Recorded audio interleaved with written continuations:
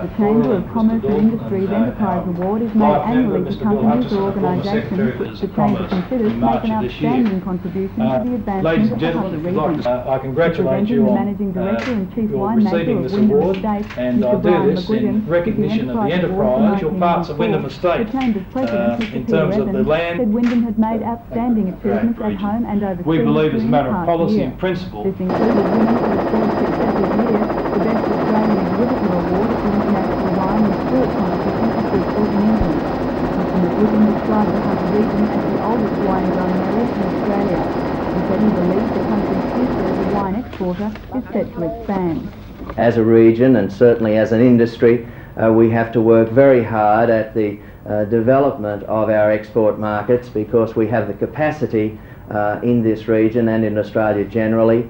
I think if we play our cards correctly, our marketing cards and our technical cards correctly, to eventually become the vineyard of the world.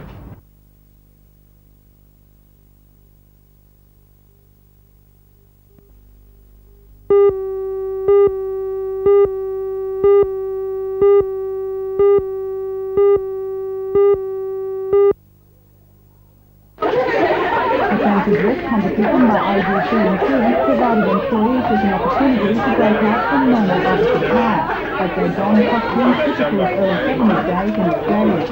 The occasion saw convicts rubbing shoulders with ladies and landowners, while swaggies seemed to forget old grievances and mingled with the troopers. At Newcastle City Hall, however, a more serious note was struck, as 43 candidates were officially made Australian citizens. The presiding officer at the naturalisation ceremony was the Crown Clerk, Mr. Lewis.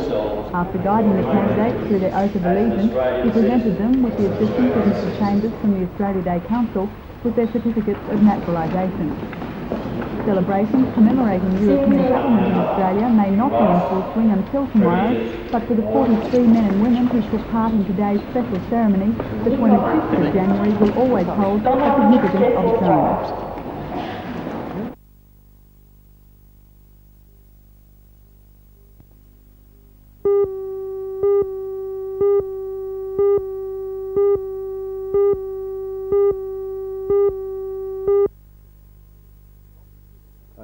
Dr. Peter Hendry is a retired pathologist who received the Order of Australia for his services to medicine. He was the first clinical pathologist at Royal Newcastle Hospital and established the blood bank there. He was also the president of the World Association of Societies of Pathology from 1972 to 1975. I think that was a culmination of my big contribution to quality control and to pathology. Well, what sort of work did this involve? It must have been rather outstanding work. I got associated with quality control in our own college very early in the piece, and I took that around to World Association meetings, and because of that they made me secretary of the World Association for quality control. So you were really a pioneer in this area? Well, yes, I guess I was in our own college in pathology. Does it make you feel happy to have received this sort of recognition? Yes, very happy indeed. The other man honoured today was Mr. Roy Marnie of Nelson Bay, who has been the chairman of the board of directors of the Newcastle Jockey Club for the last 9 years. He was given his Order of Australia for services not just to horse racing, but also to the hotel industry. So it was time the Newcastle Jockey Club did something. And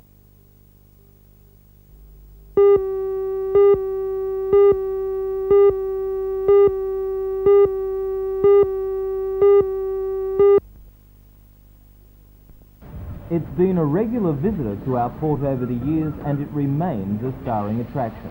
The HMAS Otway submarine was inspected by hundreds of people who are fascinated by its ability to run silent and run deep.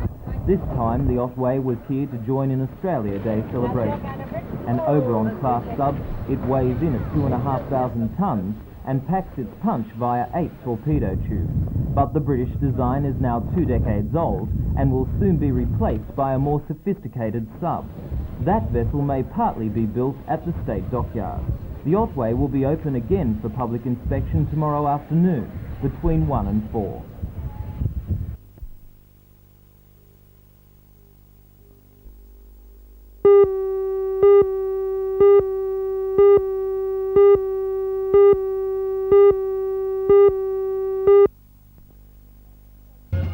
In Maitland, they decided to celebrate their Australia Day today rather than the 25th. So off they marched from St Paul's Anglican Church through Maitland Park to the War Memorial. Members from the three tiers of government were there, and each spoke about the importance of the past to our future development as a nation. Mayor of Maitland, Alderman Ken Guy, says we must learn to put the community before ourselves. He says we must put an end to cruel strikes which jeopardise our children's job prospects. Alderman Guy says one man who has enhanced young people's prospects was the organiser of last year's Maitland Boys and Girls High School centenary, Mr Ray Morris. As a result, Mr Morris was named Maitland Citizen of the Year. The ceremony also provided the opportunity to make 13 Maitland residents Australian citizens. At Strait Park today, things were a little less formal.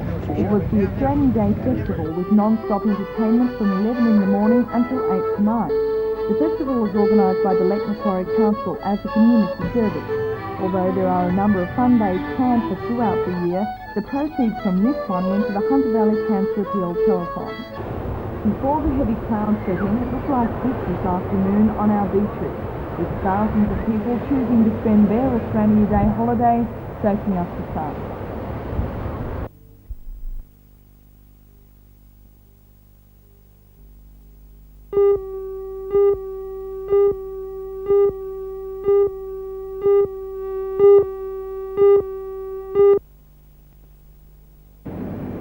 In the Women's Open final, two of the area's most promising young players were locked in a tight battle.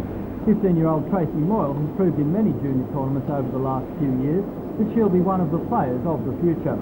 Today, however, it wasn't all smooth sailing as she defeated Anne Williams in the final. Williams got the better of play in a close first set, winning 7 games to 5. From then on in, Moyle found her feet and quickly took out the deciding set. The final result, a win to Moyle, 5-7, 6-3, 6-2. In the women's doubles final, Anne Williams got some consolation when she and Kathy Lamont defeated Guy Birkinshaw and Lee Pasterfield. Williams and Lamont took out the match in straight sets, 6-3, 6-4. And in the other major final today, play in the men's doubles final has been halted due to rain.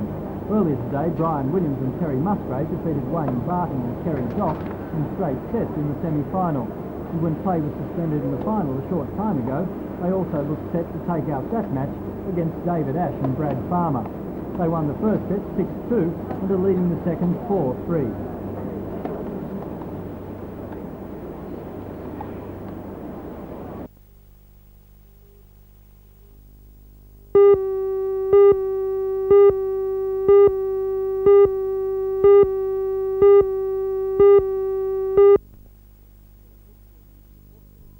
The Cooks Hill Youth Support Scheme in Dawson Street is one of many in the area. It's lucky in that it has the use of the YWCA facilities for meetings, classes and sporting activities. This year it's offering a wide range of free short-term courses for those looking for work. These range from computer programming, typing, childcare, weightlifting and many others. About 40 young unemployed people gathered at the centre today to find out about the courses in the hope that what they learn will make them more attractive to employers. Most agree with the Kirby report that further education is a top priority. Well, I think it's a bit unfair paying less money. I really think the whole issue is being approached from the wrong point of view. I don't think we're educated enough about life when we are in school. We don't realise what it really is out there, and I think a lot of people with traditional views on employment are their views are no longer valid because there's not going to be full employment. I think we should have more education also. I don't think you could exist on reduced wages. Well, I think it's important that we have more education as a long-term point of view because our country relies on our people's education, and without it, eventually next generation will stand to lose from it. It's pretty hard to exist, living on award wages and just making that each week, especially when the employer will hire you till you turn 18 and then they'll sack you because there's so many people that can get that job. Newcastle Technical College is also offering special courses for people looking for work. A new course starts this year in selling and business skills. Judy Dwyer, who designed the course, says it's in response to an industry need for trained sales staff. Employers were advertising but we're not getting a large number of applicants in the selling area because people didn't know what was involved in that industry, or they didn't think they had the skills.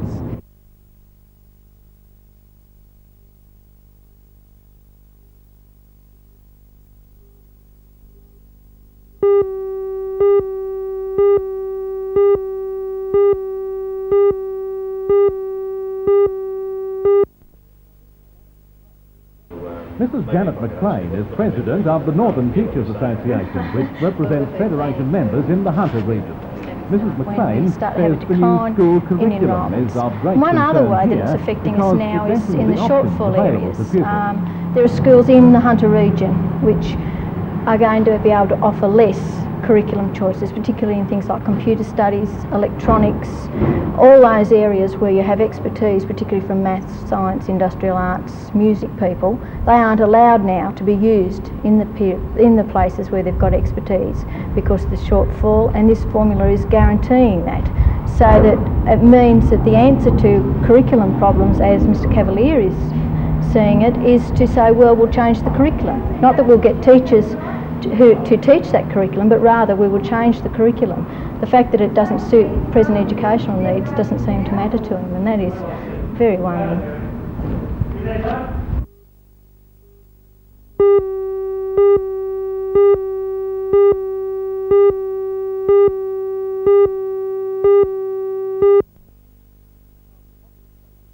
The Newcastle Hockey Association's main aim will be to promote hockey throughout Newcastle at all levels. The association will be made up of a number of well-known coaching and umpiring identities. From next month, they'll be alerting the public to their intentions and objectives. The association's publicity officer, Reet Carby, explains further. A lot of people from men's, women's, junior hockey and so on have gotten together to form an umbrella organisation so that we can lobby for support to increase the facilities, to get local sponsors and major and minor to upgrade the facilities. I mean, for a long time we've produced some really good hockey players, but we're sort of slowly slipping behind because areas like Sydney, Lismore, Wagga, Tamworth, which has got an AstroTurf and 17 grass fields, top condition all at the one venue, they're sort of stealing marches on us, so we really need to upgrade our facilities here. It's certainly a surprise that you come out with this announcement, whereas hockey seemed to be going along okay, not brilliantly perhaps, and now you've got these quite incredible plans for its future. Well, incredible. A lot of people have already got their act together, and we're just starting, but we certainly need to go ahead with it. And of course, you've got the special weekend coming up where people can obtain coaching from all levels. That's right. The State Hockey Association put on a talented players camp in Tamworth this January, actually, with Australian international top umpires and coaches and so on. And a lot of those people came from the local area, so we thought we'd just reproduce that again in 2 weeks' time.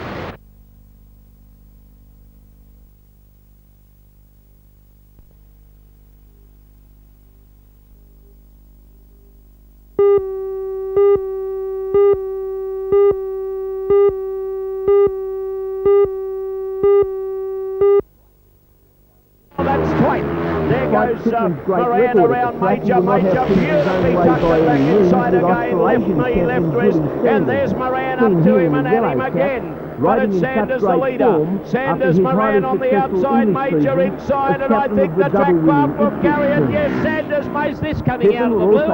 Chris Watson isn't blasting at them on the outside. Watson on the outside, riding the wall of death at the moment. Simon Weeks down low, but Watson has gone up into second place. He said, damn it all, I'll grab this bike by the grips and let's get going here. And Hans Nielsen takes the lead. The world number 2 is leading from Chris Watson. Then comes Simon Weeks. Back in the second last place is Finn Jensen, and last of all is Kai Nimai trying to make up his 30-metre handicap. Down to the checkered flag though, and it's a great win to Hans Nielsen. 3 starts, 3 wins. You can't do any better than that. Week comes charging at Watson to try and snatch away second place.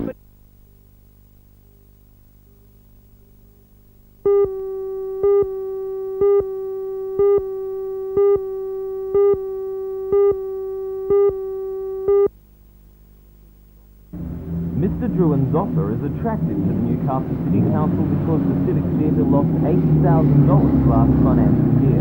While the council casts around for ways to make the complex pay, at today's meeting it was pointed out that the financial situation is not as bad as it first seemed.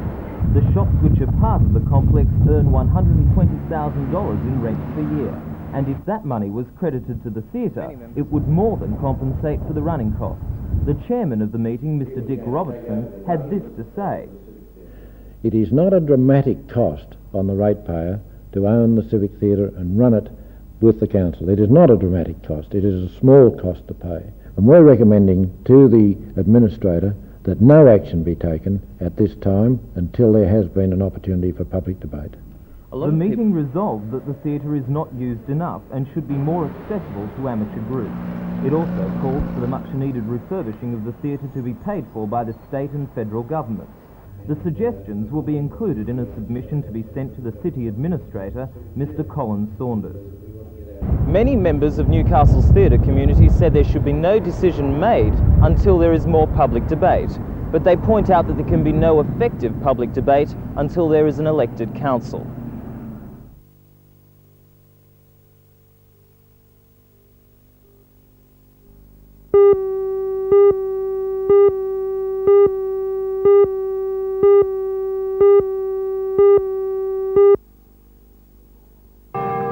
The law and the church, together with government, they form the three pillars of our society. The bonds between them were cemented today when justices and magistrates, barristers, solicitors and court officers filed into Christchurch Cathedral for a service to mark the beginning of this year's Supreme Court sittings in Newcastle. Heading the list of dignitaries were the Supreme Court judges Mr. Justice Slattery and Mr. Justice Hogan. Also on hand were Judge J.M. Williams, QC, and Judge J.C. Mr. Justice Slattery gave the New Testament lesson. Then the Right Reverend Richard Atherton took the pulpit to deliver his address. He took the opportunity to strike out at the legal profession for not doing enough to help the underprivileged. We, of course, would therefore urge government to do very much more to provide legal aid so that the proper processes of the law are available to all, but especially the poor and the powerless. Reverend Atherton said the risk of human well-being of people taking the law into their own hands is too real. The risk of such action is increased whenever the making and administering of our law does not bring about justice. Whether this is because those who seek justice are poor, ignorant, or because the law is bad, in that it protects the rich and powerful at the expense of the poor and the powerless. After the service, the congregation made its way to Newcastle Courthouse, where the official opening of the Supreme Court was conducted.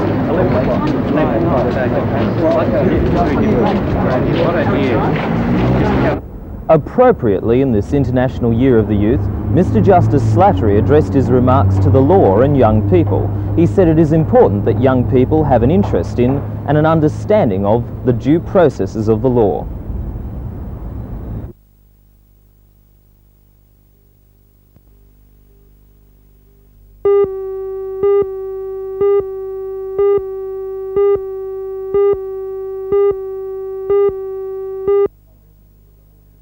Business with the Water Resources Commission, and the slant of my address on those at that time was about the water industry in general and the peers to make the challenge work in it. They have an interest in terms of economic efficiency in the use of operating income. Capital expenditure has been declining steadily in addition because capital cost expenditure which occurred when it was introduced. But what it's done is shifted the impact of water rates from the rate-based evaluation system, land valuation system, to if you want to use a lot of water, you can do so, but it will cost you. Whereas if you don't want to use a lot of water, that's your choice as well, and it doesn't cost you the proportion of the water bill that you were paying for someone else. Mr. McLaughlin said, however, he doubted whether the system would be introduced to cities such as Sydney and Melbourne in the immediate future from the for Melbourne political Board of Works reasons. today. Their problems are that the impact of the change will fall on the so-called garden suburbs around the fringes of both cities. If you know your electoral geography, you'll also know that those are where all the swinging seats are.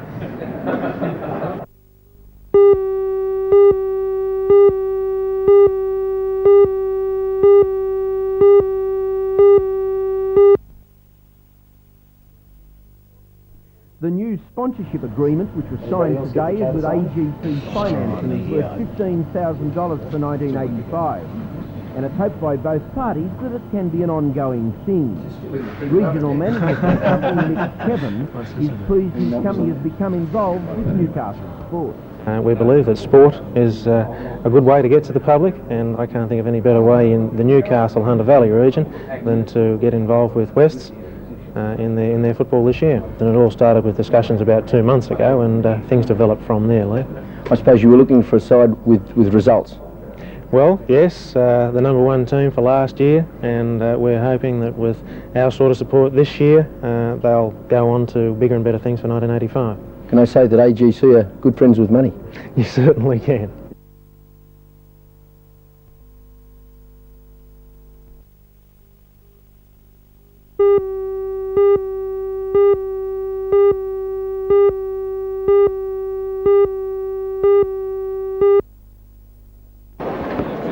University's Great Hall, it was a scene of organised chaos as hundreds of potential students, young and not so young, gathered to seek out their various enrolment forms. Last year's record intake of 1,300 students is expected to be broken, even though for the first time ever, the university's 8 faculties all have quotas. The University Vice-Chancellor, Professor Don George, was on hand at the enrolment. As you say, we've found the pressures of application greater than ever, and the university just doesn't have the resources to go on indefinitely offering positions, which is a pity, but now puts us in the same category as the city universities. When you talk about particular pressures, are there any particular faculties which are feeling the pressure more? Well, we've always had a quota in medicine because of the great pressure on that one. Commerce has been under considerable pressure, but this is the first year we've put a quota on there. There are 240 places in that particular area. But we're finding engineering very popular here, and you may recall the government funded us for a very big new building for engineering and science.